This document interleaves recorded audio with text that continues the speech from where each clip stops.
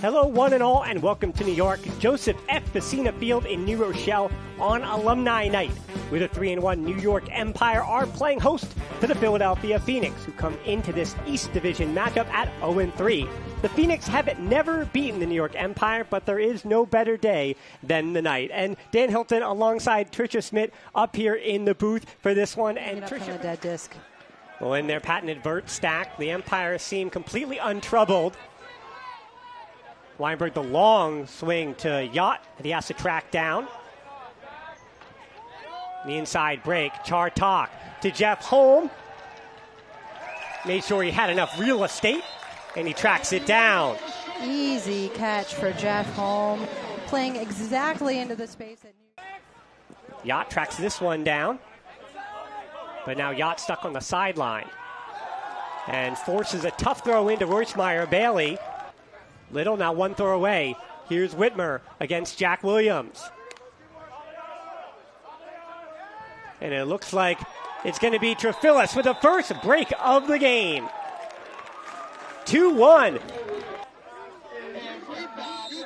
Also played for Portland in the middle. New York going to take this opportunity to reset, and a big huck up to Ben Yacht. Will it stay in? Big man goes up and brings it down. Kisses to the crowd. Speaking of blocks, if Mike Drossa got a hand on that, that would have been number 200. Pollard. It's going to be Owens against Davis, and Davis wins the matchup.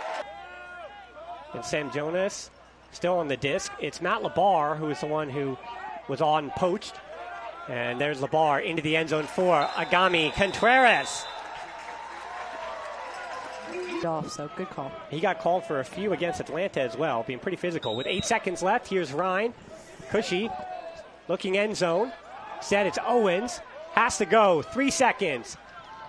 It's up. A lot of big bodies in the end zone. And it's Pollard above the crowd. Are you surprised? Dan, I am not. James Pollard going up, pulling it down like we saw last week, and then we're going to see more. And now Fortin, Brownlee, and the rest with another opportunity for a second straight break. And how good was Eaton Fortin against his old team in Boston? Brownlee, plenty of airspace for Breton Tan, which can be good, can be bad, because now you kind of got to get back into your rhythm. They have not been on the field in about 6 minutes. Weinberg uncorks the rare huck. Jeff Holm again in the back of the end zone. And that's a second goal for Jeff Holm this game. Love to see that for New York Empire. Exactly what we were. As they find themselves down 6-4 with 6:35 left to go. And that's going to be a turnover for Haberfield to pick off. Now Fortin. Randolph had to stretch a little bit, but that's another break for New York. As Pollard is there. Another chance for this Philly offense to right the ship. And instead, a run-through blocked by Matt LeBar. And no doubt about it, now an assist and 2 goals for Agami Contreras, along with a block. Sean Morgan, the Philadelphia Phoenix still looking for an answer. This is a huge run. The huck, it's Owens against Randolph. And Owens did a good job to slow up his run just enough to get Randolph on his back and then bring that dial up to 11 to chase it down. Yeah, we saw Paul. Of course, where he jumped over a crowd, so kind of waiting for that next James Pollard moment. Right now, having to settle for the backfield. Ryan didn't know. Not sure if Martin knew he was the last man back. This is a hammer up over the top that Pollard was able to track down. That's one of those you ask, is that a better throw by Ryan or just a terrific? As handlers, resist the urge to go wide. Clear out so we can hit some unders. Still, yeah. Ready? Let's just go jam. I'll go deep first. And then saw him and throw. Okay. So let's go. Hey, go on 2. 1, 2, score. So certainly earned the right to become one of the vocal leaders. And he wasn't lying. Jack said in the huddle, I'm going to go deep first. And that's exactly what he does. Williams against Whitmer.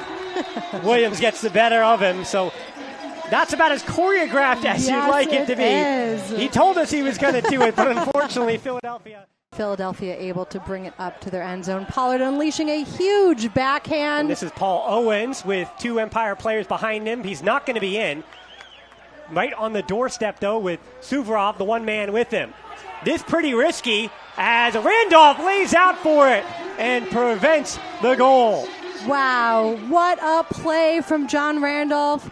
Watching the disc float all the way over into that corner, putting his body on the line to save the goal. That was with 2 seconds remaining. And they're going to put 9 seconds back on the clock here. So the Empire will have now an opportunity to get off about 3 throws, unless it's just a hammer from Fortin. What a look by Ethan Fortin. Now 4 seconds. The big arm, Liam Haberfield. We've got 4 in the end zone. Pollard's there again, and it's Pollard preventing the break chance. Big moments, a big Empire moment. Dane Hilton alongside Tricia Smith back up here in the booth. But we do have a special guest with us today on Alumni Night, and that is, of course, Beau Kittredge. Thanks so much for joining us up here. It's awesome to be here. I haven't been here in a long time, and it's a good thing to come back and see the sport and kind of how much it's evolved over a few short years. Like, when I left, it was not this setup. This setup looks wonderful. There's a lot more fans. Everybody's like really excited. It's great to be back. Well, of course, we do see a number of 50 jerseys of different kinds through the years, whether it's club or USA or, of course, in the UFA. And being a multi-time MVP in this league, having won so many championships, you kind of hit it there a little bit. But how do you think the game and just the overall player, the average UFA player, how has their talents and skills increased over time? I think it's definitely increased. Just watching the way people are able to do every position, throw every throw, they're all look a lot stronger. Let's just put it this way, I'm glad I retired when I did. And Beau, what does New York retiring your jersey mean to you?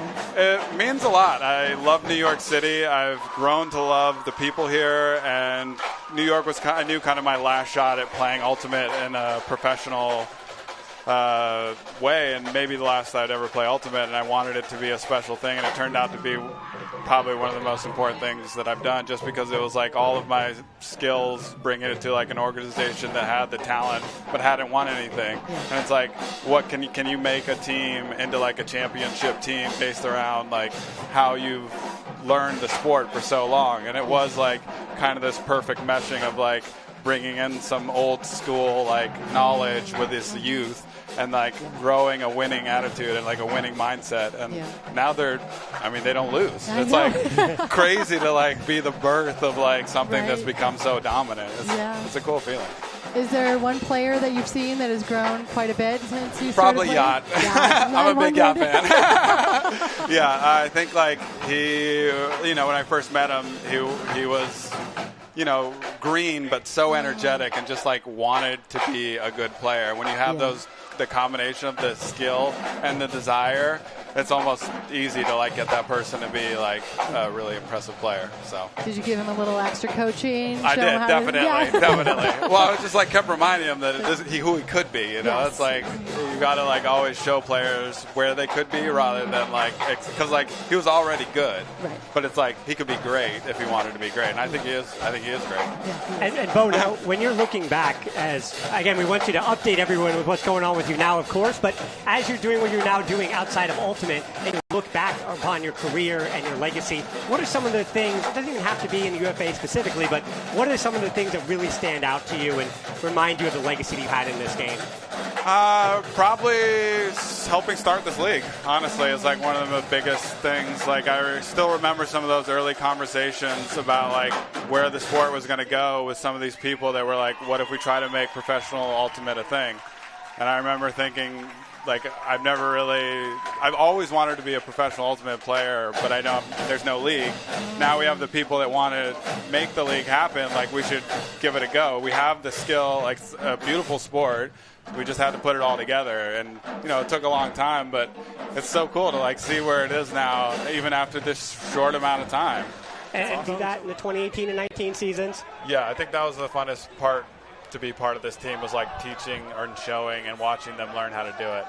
Speaking of learning how to do it. Yeah, here's Ben Yacht. Let's see. Smart player. Smart player.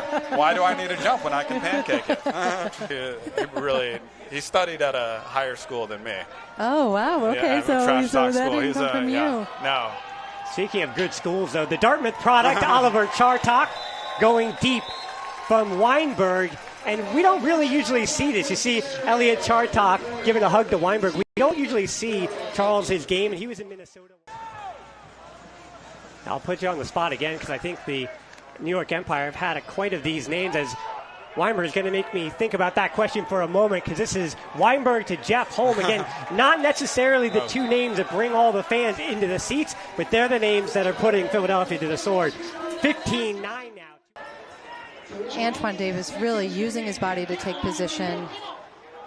And as you said, Pollard saying, yep, you outran it. This is Randolph looking for the bookends for Davis in theory. And there was a bit of contact, and the refs say even though Pollard is on the ground in a heap, that Davis didn't do anything. So Pollard seems to be all right because he's on the field for the final jump alongside Martin and Trefillis, but this one's not going to hit the end zone. Maybe it will. Wow. Indeed it does. Trefillis knocks it to Nate Little. And Philadelphia is now 3 for 3 on their end of quarter situations. Nate are only 1 for 10 in break percent tonight. Matt LeBar against Pollard. Pollard then lets it fly. Will this be 200? Here's Mike Dross. No, it will not. Skied by Maroon. And then the contact afterwards. One would think so. And you know it's in the back of his head, but hey, a hand block is just as good. They all count the same, but instead it's Maroon into Pollard, who lets Matt LeBar know. So again, this game continues to be pretty testy on the sideline. It's all handshakes after the fact, but he has so many other skills that he has refined. And what have you seen in his growth throughout the years?